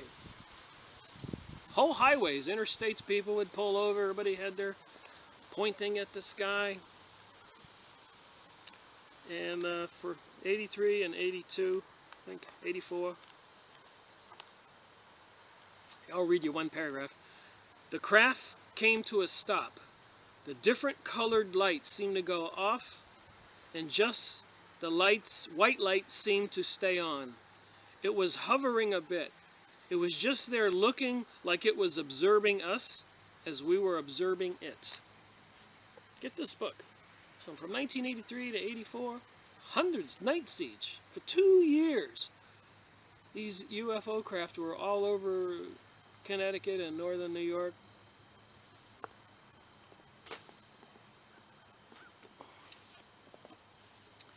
The strangers said their home was called Schwarta, a world far distant in the depths of the universe where their ancestors lived, and from where they had come to bring their knowledge to other worlds.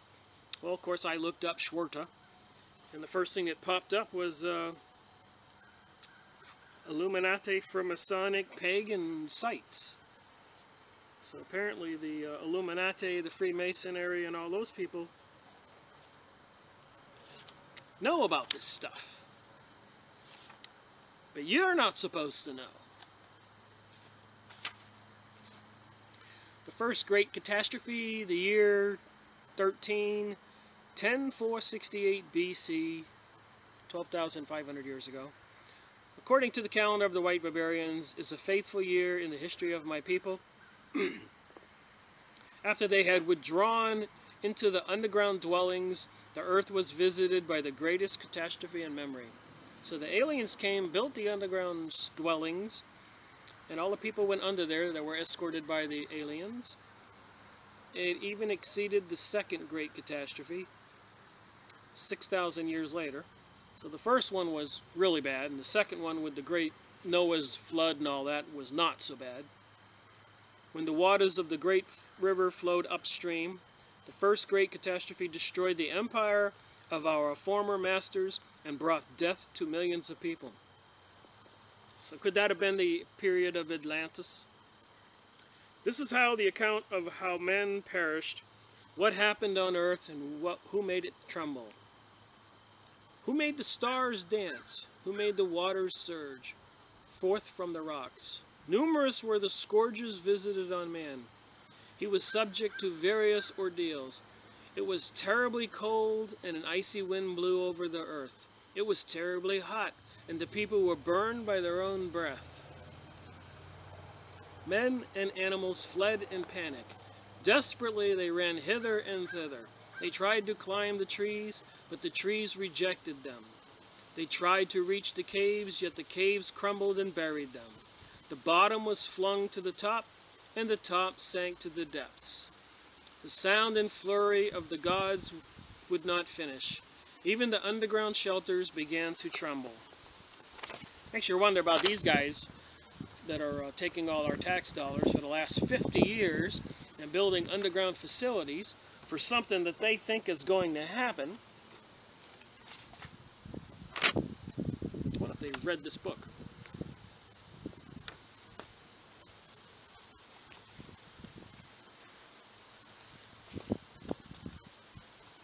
So a lot of people are in denial, don't realize something is going on. The collapse of an empire. Truly the white barbarians are a mighty people. They rule the sky and the earth. We read all that in the magazine there. The return of the gods. Mayan calendar begins in 3113, 3000 BC and ends on December 24th, 2011. That was when Comet Ellen came through a couple years ago. The period of the Germanic migration, 375. Is antiquity, beginning with the rise of the high civilizations in the river oasis of the lower Nile. So the German people migrated down into the Egyptian Nile. And between the Euphrates and the Tigris, which is where Babylon, Iraq is, Saddam Hussein got eliminated. All this is happening around that area. People, Middle East Arabs are being murdered daily, thousands. The British explorer Nevins estimated that the first urban settlements by the ancestors of the Aztecs, Central South America, were founded around 3500 BC. That's 2500 years ago. According to the Peruvian archaeologist Daniel Ritz, the mysterious city of ruins Machu Picchu in the high Andes was founded prior to the worldwide catastrophe as described as the flood in the Bible. So prior to the Great Flood, apparently these aliens built this city, Machu Picchu, and all the caverns and caves where all the people were said to go survive in during the Great Cataclysm event of the second catastrophe. Interesting stuff. I'll finish this up here. I guess you get the point. Get the book.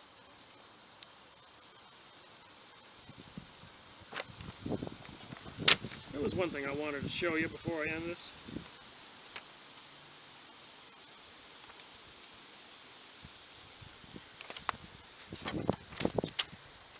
Here's a chronicle of the events.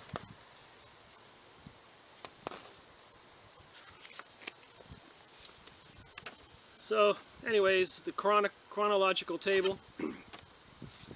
The arrival of the gods in alien craft. Glowing, fiery ships in the sky. 13, then the gods left, and 13 years later was the Great Catastrophe. It was like 2,500 years ago. So this is all approximation on the dates. It's 5,500, 6,000 years, whatever. The years of blood, for almost 5,000 years, civilization didn't come back with any kind of advanced civilization. It was, everybody was living savagely. And then the return of the gods. And then the second catastrophe. And then the arrival of the Goths, 500 after Christ, to and then 1,000 years of peace in South America, and then the arrival of the Spanish, and then the arrival of the first German soldiers in 1941. 2,000 German soldiers moved in with the people from Akakor, with the natives. And then they say the third great catastrophe is looming. And as we know, the government's building underground facilities. The New Age lodges are all over, the Masonic lodges are all over the world for the past 100 years. This is 1970. Henry Macau, a Jewish PhD author in Canada, wrote this amazing book, Protocols of Zion, the new controllers of the world who are into the occultic, Night Siege, all the ships in 1983 and 84 all over New York and the Hudson River, the Vatican's into the occult, the meditation room.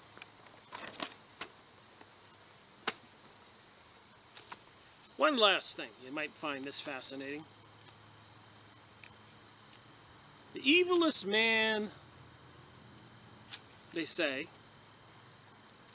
was Aleister Crowley. Heavily into the occult, connecting with the demons, and apparently doing human sacrifices to bring forth the demons. And please go look at this video, decide for yourself. There's the name of it there. Eon of Horus, the occult history of NASA Space Center. So what does Aleister Crowley, the evilest man alive, have to do with the Space Center? Well, I know one thing, 13 is the witch's number. And if you look at this Department of Justice, Federal Bureau of Investigation, it has 13 stars. They got occultic symbols around everything. Anyways, Aleister Crowley was incommunicato with an alien called Aiwass. And he drew a drawing of this alien called Aiwass.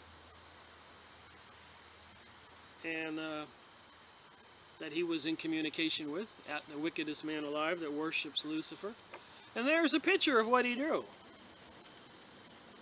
Now, if that doesn't look like a gray alien, I don't know what does. You can go look at the video yourself. And then look up aliens, UFOs, aliens, and you'll see what the gray aliens that apparently that they captured in crashed ships like at Roswell. That's what they look like. And Aleister Crowley, the evilest man alive, wrote a book that he got the information from Aiwass, the alien he communicated with. And notice the star, which is a witch's star, pentagram in the middle. It's the same kind of star with the Medal of Freedom that Obama gave Clinton and Oprah, that we did in my past videos. It's the circle with the star.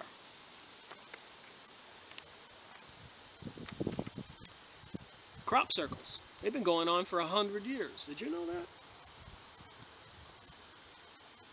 100 years, crop circles. These aliens have been on Earth. Of course they have. There's an old magazine, many years ago. Let's see here, where is this? I can't see the date, but it's way back there in the 20s, or whatever. The Mowing Devil, they called it. How do you like that? So they were, crop circles were showing up. Something else interesting. People have actually seen the crop circles being made, witnessing them. Or a pilot would fly over and then fly back 20 minutes later and boof, it'd be there. You know, no human could do that. But anyways, the one that was videoed, and if you read any stories on sightings of UFOs, which I saw 6 or 7 in a row once, which were glowing orbs, red orbs in the sky. I took pictures. It's in some of my previous videos. So somebody saw the crop circle being made, a crop circle, and a glowing orb was doing it. See the video? Go watch it yourself. So you got a glowing orb that comes over there. Is it an interdimensional being, a ghost, an apparition? And he would materialize a crop circle.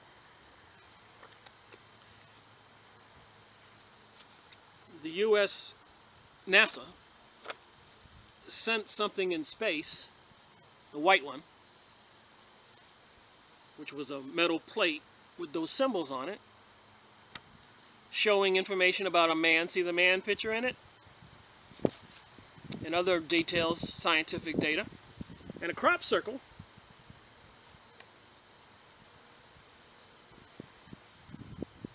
came back and was made and told about the aliens. I think this one's a little clearer. You can see the alien with the big head, and then the one that NASA sent to space, the code, and then a crop circle appeared, and then another crop circle appeared with an alien head, looking like the one that Aleister Crowley was incommunicado with, that told him to write the book of the law, which said that murder and mayhem and all that is the way to be. The laws were the opposite of the 10 Commandments. Beware of the bearers of false gifts. And again, I'm bewildered, wondering why the California police departments have the wings of Hermes, Lucifer, and the sword on their shirts. And why are they doing drills like they're going to be subduing us USA citizens? And out of the laboratories, they've patented the Ebola virus. And they've patented the vaccines. Go look that up. Why did they patent these viruses and these vaccines? Why are they having to tell people it's real? In Africa. Why are they making it big news and scaring the public?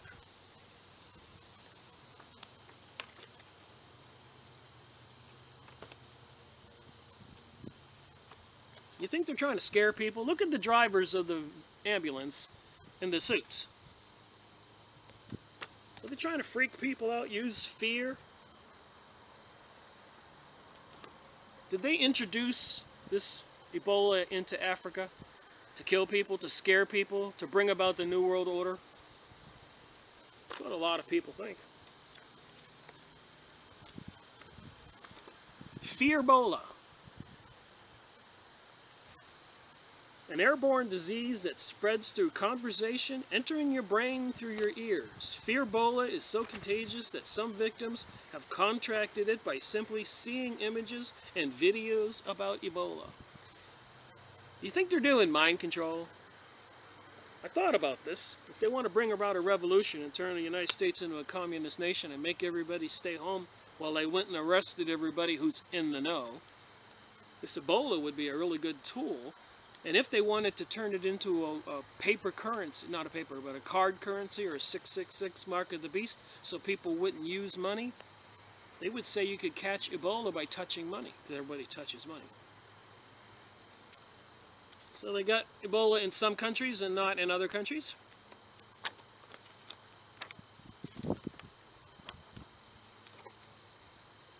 So if you start hacking and coughing and acting like you got the flu, can you be apprehended? Quarantined? People have been having the flu for hundreds of years, I'm aware of. Ebola, threat to humanity. Again. The New Age, the shakas down near your genitals, up through your stomach and your head. The New Age, people who think in their God can talk to God. That's what they're teaching people.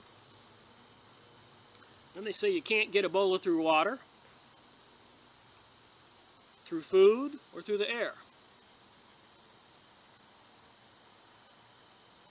Can they put it on money? Can people get it just by going and taking some dollar bills in the United States? Spread it all around. Maybe I shouldn't say that. I haven't thought of it. Apparently it was created in a laboratory.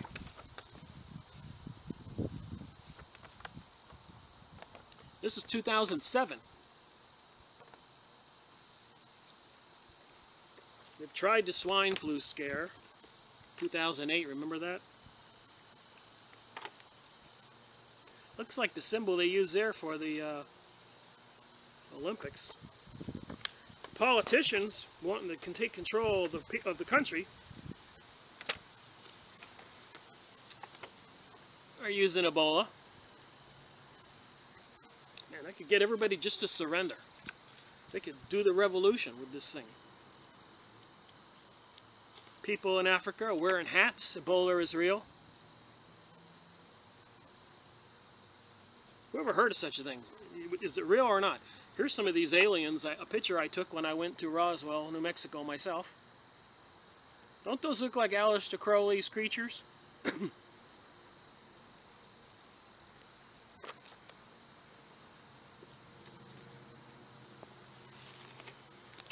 These are the statues they had there in Von Daniken's book, The Gold of the Gods.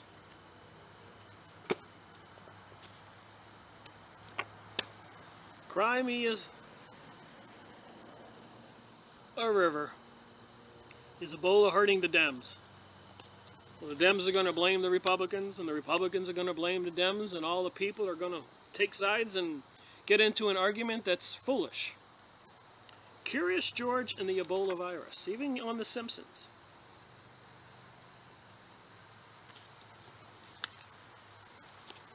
Owner ready to croak, must sell. So I guess the Ebola will really hurt the economy and the stock market. Hopefully we don't see this, like Katrina in New Orleans, but Ebola.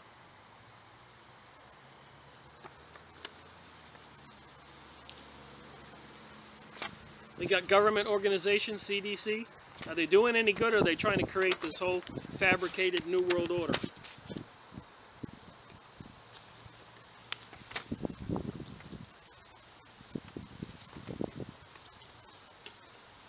The WHO, World Health Organization, controlled by the United Nations?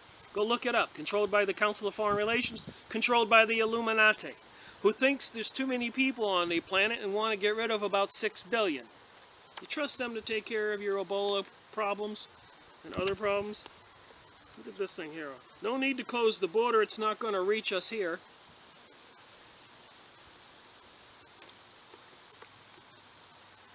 You want fear to go on, everybody to stay home, shut down the country? What an easy way to turn the United States into a communist nation. And the people will surrender and stay at home. Not knowing that selected people who are opposition to the New World Order and who aren't joining the gay rainbow agenda will be apprehended and probably beheaded if they don't swear allegiance to Lucifer. And, of course, the Vatican's telescope in Arizona called Lucifer. They got such a campaign. Outbreaks, strain, flu viruses. Oh, my God. Period, involved, family, usually, symptoms, likelihood, virulence. What a mind-controlled campaign.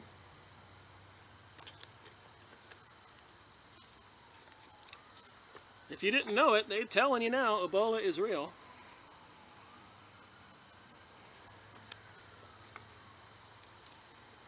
Apparently they had it in 76, 2000, 94, 94, and 76, 95, 2001, different places, Ebola. I don't really want to show you this, but that's what it looks like.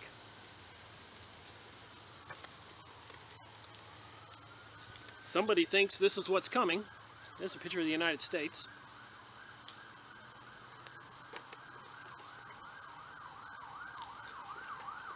just telling you, there's something wrong here. Something bogus. Something too fabricated. Are they planning on a lockdown of the country?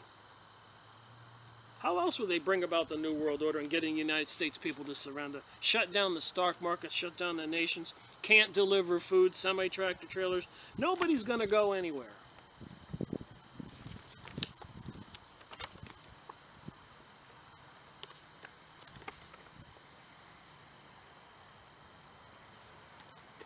Man-made in laboratories. How do you like that?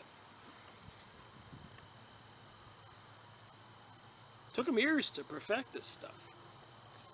They got 4 or 5 different strains going on out there. Uh-oh, here you go. Football game. Towels carry Ebola.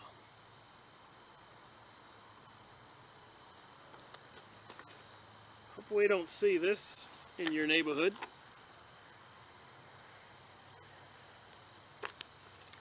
And I love it here in Africa. They've got so much poor people. I like how the elites look so rich and good. Even in Africa. The have and the have-nots.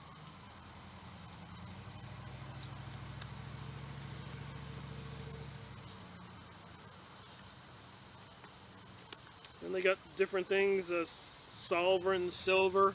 People are selling that should be able to combat Ebola.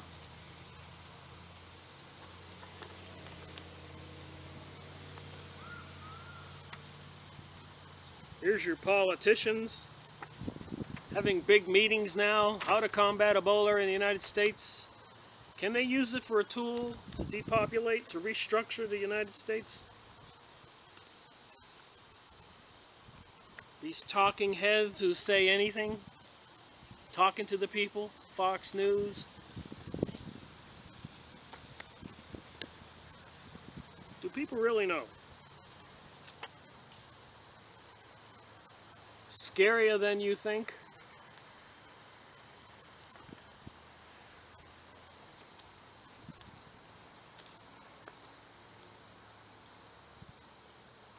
Ebola Israel, save our sisters and brothers.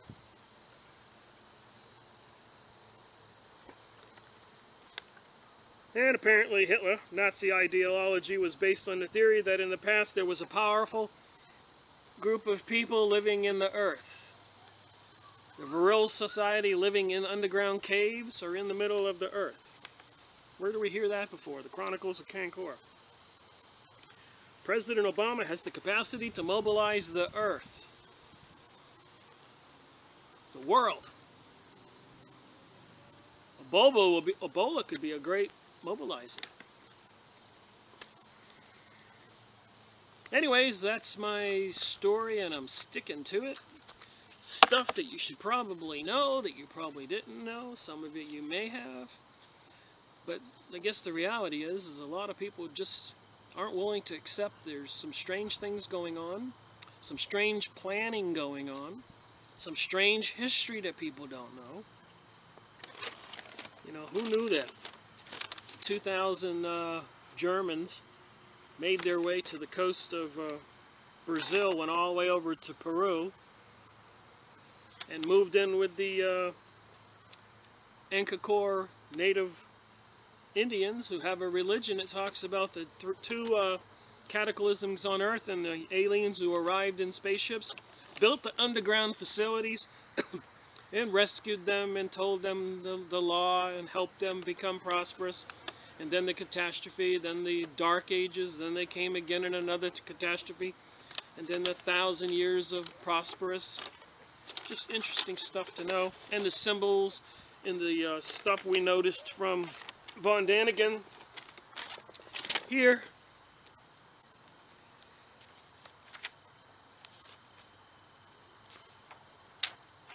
On the rocks, stone tablets or monuments they found there in South America. Just like on the dollar bill, the pyramid in the eye. And you can look this up on this video. You can look it up there. Something strange about Ison. You might want to see this. That would be that comet that was coming through last Christmas. I-Sun. I-Sun? My son? I-Sun? I get it? The Son of God. The return of the cosmic entity, maybe what the Vatican and its Lunar telescope are looking for. Thank you for watching my videos. I hope it's entertaining and educational. Maybe you can get a better grasp of what's going on, why the powers are doing what they're doing, and the fact that they are doing something. That one video I watched today, this morning, I didn't think about this, but who goes to everybody's house? What department in the United States? The post office. Every day, everybody gets a visit by the post office from coast to coast, north and south. Missing nobody. Why are they arming up the post office with Glock guns and bullets? Stretches the imagination to even contemplate such planning. Why? Are they going to force you to take a vaccine if they declare Ebola? And the postman's going to be bringing it, and he has an armed Glock gun? Rick Miracle asking questions. Thinking, which is still legal, I believe, hasn't been outlawed. Have a great day, and may God help us all.